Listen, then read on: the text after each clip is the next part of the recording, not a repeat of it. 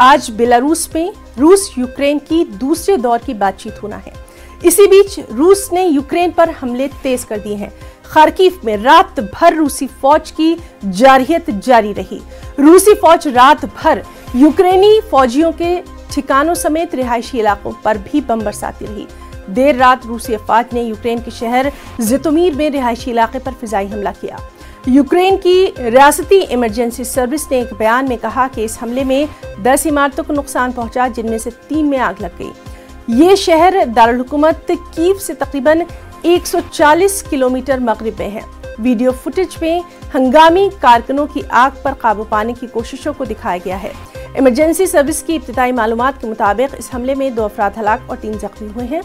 Media reports के मुताबिक हमले में यूक्रेन के 95 एयर असॉल्ट ब्रिगेड के अड्डे को निशाना बनाया गया था।